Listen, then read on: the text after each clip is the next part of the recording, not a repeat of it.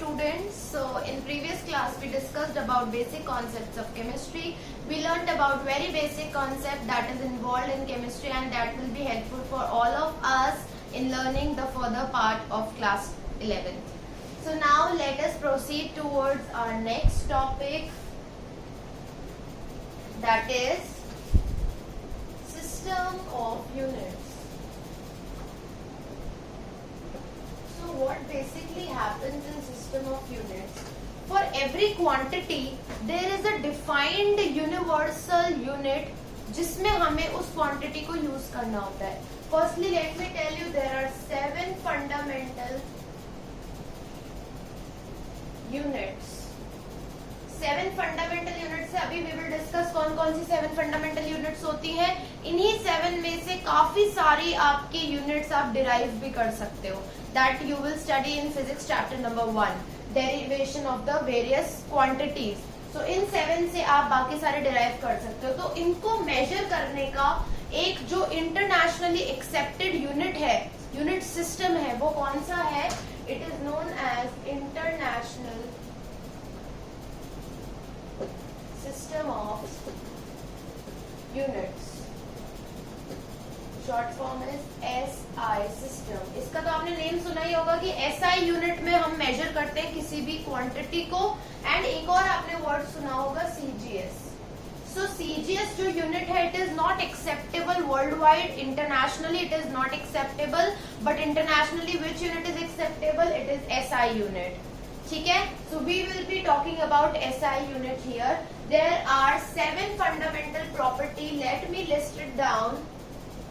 Basic physical quantities. I will be writing these 7 fundamental quantities and then I will be writing their units. So first fundamental unit is length, and length ka SI unit will be meter. Right? Then next fundamental unit will be mass. SI unit is kilogram. We very well know that.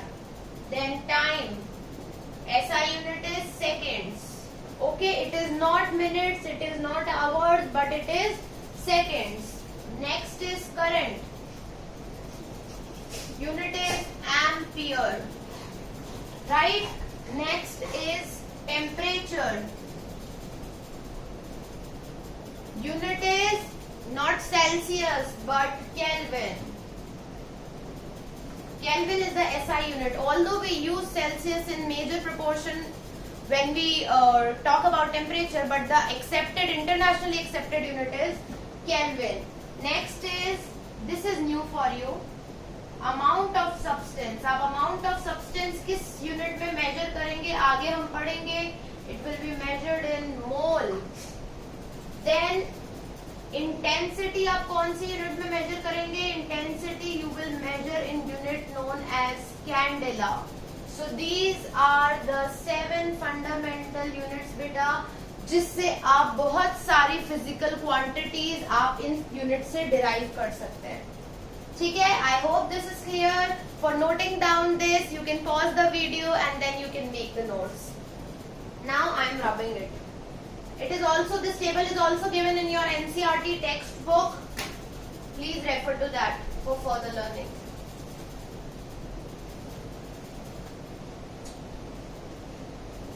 Okay. Let us proceed. So in our previous class we talked about mass and weight. There I told you कि mass तो constant होता है और weight constant नहीं होता. Mass is amount of substance present, ठीक है, and wait is gravity का कितना इफेक्ट है उस ऑब्जेक्ट पे, वो होता है वेट. मास की यूनिट केजी और आपके वेट की यूनिट न्यूटन. ठीक है. So this we have already discussed in previous class. अब हम कुछ प्रेफिक्सेस यूज करेंगे, प्रेफिक्सेस की बात करेंगे. प्रेफिक्सेस अभी बताते हैं क्या होता है. ठीक है. Now you are in a higher standard, तो अब हम scientifically prefixes that are used in SI system उनकी बात करेंगे. Prefixes used in SI system. So अगर आप कहीं 10 दिखेगा तो आप बोलेंगे deka. Okay, these are very basics, ये आपको पता होना चाहिए आगे बढ़ने से पहले। अगर 10 to the power 2 है, 10 to the power 3 है, 10 to the power 6 है, 10 to the power 9 है, यहाँ तक हम याद करते हैं। चलो, so 10 to the power 2 will be known as hecto। याद रखने की चीज है, अभी साथ में याद करते जाओ। 10 to the power 3 is known as kilo, 10 to the power 6 is known as mega, 10 to the power 9 is known as giga. These are very basics. Now in your physics or chemistry, when I will be teaching further and I will be telling you that this substance is present in giga, आपको उस time strike होना चाहिए कि ma'am is talking about 10 to the power 9. Let us go in reversal. 10 to the power minus 1, 10 to the power minus 2, 10 to the power minus 3, 10 to the power minus 6, 10 to the power minus 9. यहाँ तक हम देखते हैं, मतलब यहाँ तक तो पता ही होना चाहिए आपको, ऐसे बात कर रहे हैं ना। 10 to the power minus 1 is deci, 10 to the power minus 2 is centi, 10 to the power minus 3 is milli, 10 to the power minus 6 is micro, 10 to the power minus 9 is nano. ये बहुत इंपॉर्टेंट है बेटा, आज ही notes बनाओ, आज ही आपको ये learn भी करने हैं साथ साथ में, ठीक है? साथ साथ पढ़ते जाओ, that it will make your work interesting and learning interesting, ठीक है? So now I am rubbing this, you can pause the video and then you can make the notes.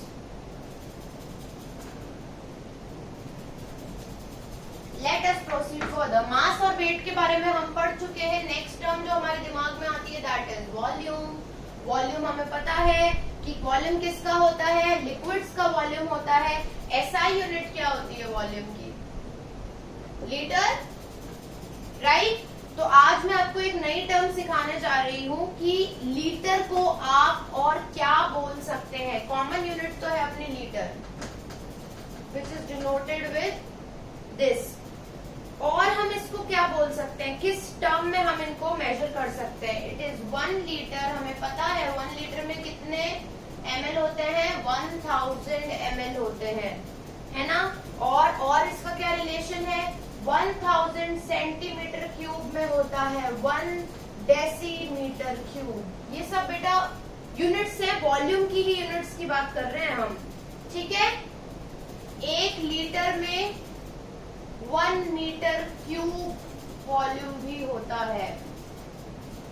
तो अब आज के बाद अगर वॉल्यूम आपको मीटर क्यूब यूनिट में मिले तो यू विल नॉट से कि नहीं वॉल्यूम तो लीटर में होता है, मिलीलीटर में होता है।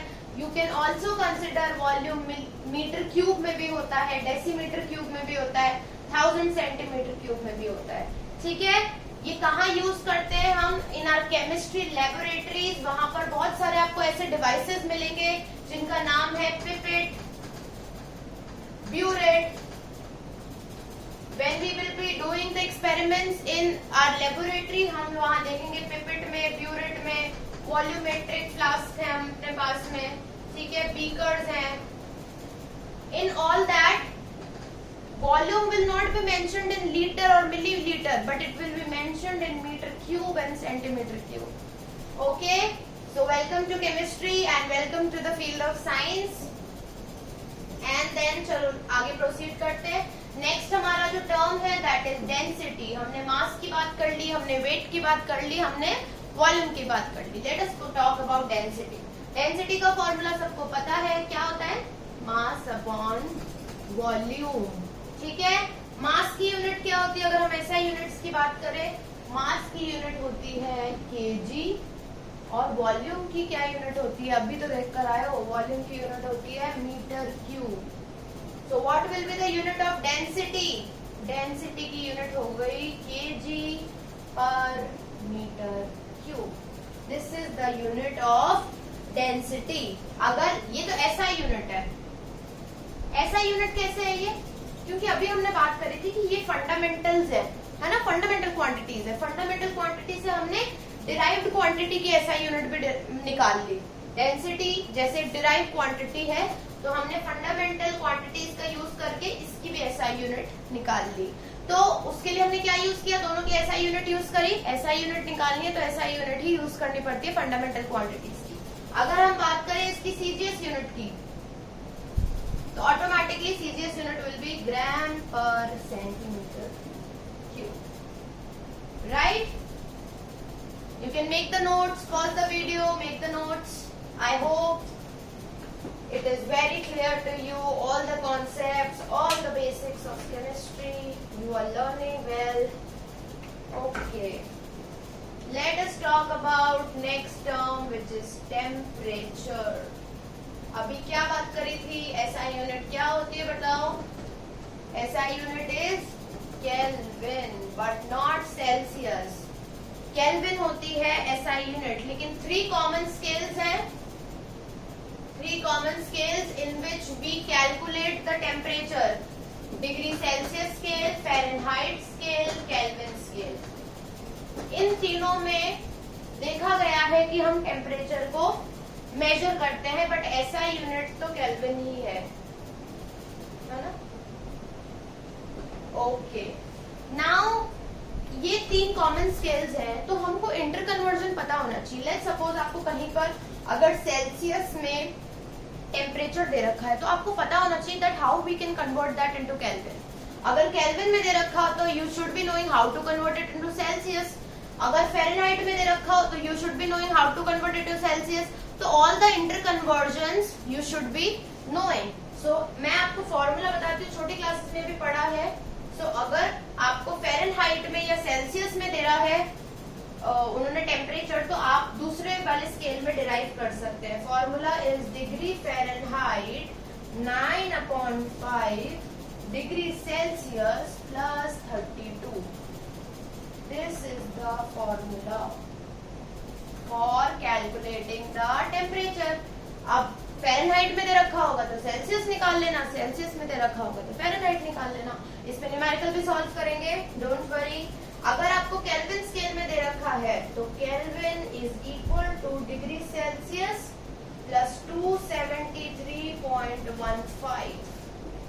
अगर आपको टेम्परेचर दे रखा है डिग्री सेल्सियस में, उसको केल्विन में चेंज कर सकते हैं, उसको ऐड कर दो 273.15 को सेल्सियस वाले टेम्परेचर से, तो आपको केल्विन में मिल जाएगा। केल्विन में दे रखा हो, सेल्सियस में पूछा है, वो बता सकते हो। So all both of these are the formulas for interconversion of the temperatures, right? So this is all for today's class, and hopefully you learned well today. Thank you so much. I'll see you in the next class.